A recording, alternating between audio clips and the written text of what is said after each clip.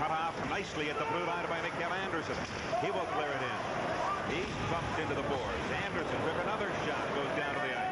Teams can't figure out this Hartman guy. I mean, they think he's crazy. He just goes out and he hits everybody. That time he went way out of his way to hit Joey Kocur. Do you know of anybody else in the National Hockey League that goes way out of their way to hit Joey Kocur? I mean, no one wants anything to do with him.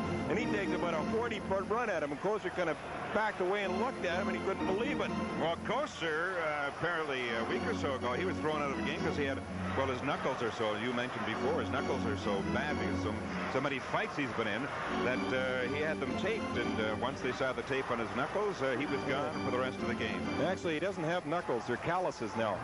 They're really broken up bad. Now Housley sends it just inside the line. A chase on. Now here's Hartman.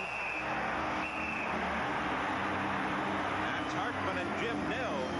Hartman went at him right away and caught him a dandy, and then Nill came back and knocked him on his backside. He might have slipped a little bit. Jim Nill is a pretty tough kid. I'll tell you, I've watched him long enough, and I don't know, he's holding his hand right now. I think he really hurt his hand in that fight. I'm talking about Nill. No score, first period here at Memorial Auditorium. It's usually screened when you take a shot from that far back, but it was pretty impressive shift by Mike Ramsey. He threw 3 shots in a row right on goal. Here we go. That's got to be Hartman and Prince. Yeah, well, he played against Prince up in the American Hockey League when Prince was at Adirondack. Must know pretty well by now, and he is really clubbing the living daylights at him. He just has him hung right over the Sabre bench and pummeling him. I mean, he got that right arm free. Oh, man, he threw enough rights there where Prince started begging for a left, and Hartman is quite pleased with his fight. You can see, quite happy. This baby's going right back to Detroit. Mom and Dad's watching, the whole family. You look at the crowd up on their feet. Usually that's what happens if there's a fight out in the ice. Everybody stands up. And well, a clear-cut decision for Mike Hartman. You know, the funny thing about Hartman is that, you know, he still feels he has to play this style of hockey to play in the National Hockey League. And I think that's true to a certain point, but believe it or not, this young man really has a good shot. He has a terrific wrist shot, as a matter of fact, and they feel he can turn into also a darn good hockey player, a very capable player. Oh, there's Bob Probert on the wings. Their hit man, he just skated by the bench over the penalty box and said something to Hartman. Well, Hartman picks up an extra 2 for the Instigators, so the Red Wings will go to their second power play. Bob Probert can say all he likes. Same with Joey Kocur. Will not bother Hartman one bit. I'm telling you, these guys, they think he's crazy. They can't believe it. I mean, he just doesn't back down from anyone. He has no fear whatsoever. Well, speaking of Probert, he has 381 minutes in penalties.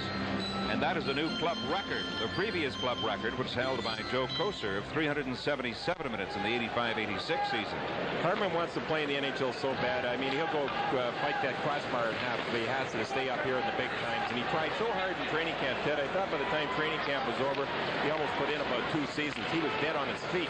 Now Shabbat steps in over the line, but offside in the right wing was Bob Probert. Speaking of Probert, that first game in Detroit, there's a look at Probert. In the first game, he had 35 minutes in penalties in that 5-2 loss to the Buffalo Sabres. And remember, he threw the old sucker punch at McGuire. Well, Kevin McGuire was right down, and he broke away from some of the Sabres. He got free, and he went over, and McGuire was right down on the ice, and Probert came up to him, and it looked like he was going bowling because he really wound up and threw a haymaker, and he caught a little piece of McGuire, I think, on the side of the head. Route 2. Housley again into Shepard. There's Foligno. Shoots, she scores! Foligno! Work to the back end. What a great defensive move a moment ago by Mike Ramsey. Now he runs it at Delorme, and they both go to the ice. Mikael Anderson is knocked down by Probert. You don't see too many guys go back at him either, do you? I don't blame them. The time, 14:25. Red Wings Oates going in with a shot. He scores! Up into the Red Wing zone. He goes to the corner with an Andrechuk trying to work it in front to Foligno, and Foligno was tied up, and the net is knocked off the Magnet to the left of Hanlon. Sorry, when you see a collision like that, both coaches, they just gasp, hope for the best. All right, right here. Watch the pass by Andrechuk.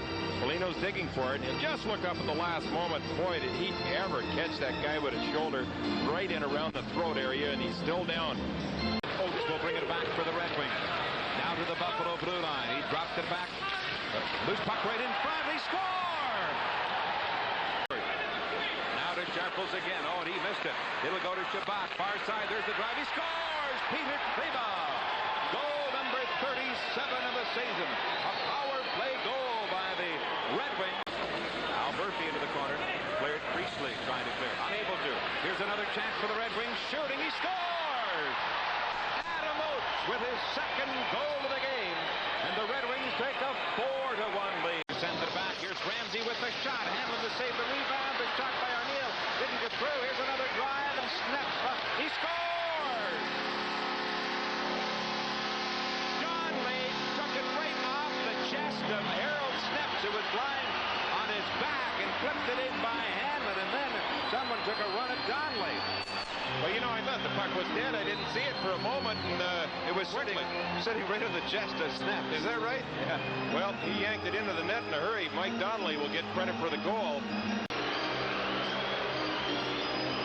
Harold Snepps thought he had the puck covered. Never scored.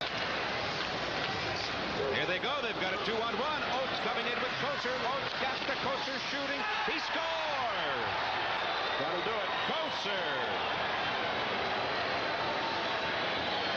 It's his 7th goal of the season. The Red Wings take a 5-2 lead, and that sends many of the fans heading toward the exit.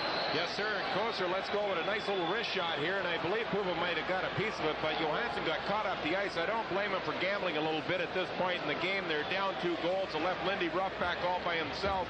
Kosher elected to shoot the puck, and he put it where it's supposed to go, into the net. Only 7 goals this season. He doesn't play all that much. They use him at certain times in the hockey game, especially when the game gets real tough, but gets the job done for Detroit. He finds a way to stay there, and he's very valuable in his own way for this team. Back to center. Here comes Hartman shooting. He scores! Mike Hartman with a blast from the blue line. It's a 5-3 score. And the Red Wings with 90 points on the season. They have defeated the Buffalo Sabres by 5-3. The Sabres win the season series, winning both games at the Joe Louis Arena in Detroit.